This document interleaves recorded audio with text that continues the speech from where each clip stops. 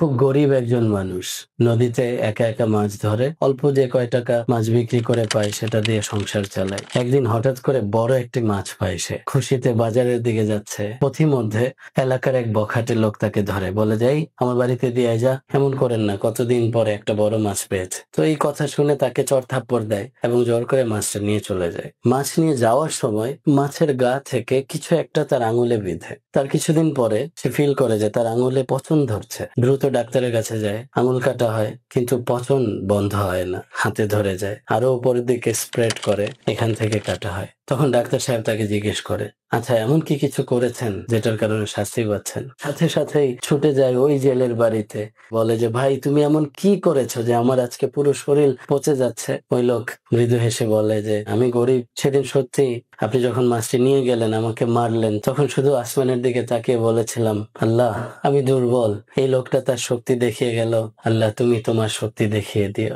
My dear friends, বদদোয়া অনেক ভারী জিনিস, অনেক ভারী জিনিস।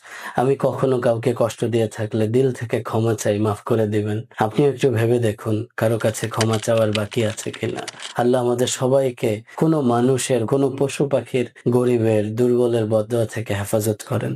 অবশ্যই ভিডিওটি শেয়ার করবেন, হয়তো বা কেউ কারো কাছে ক্ষমা চাইবে, কেউ বদদোয়া থেকে বেঁচে যাবে।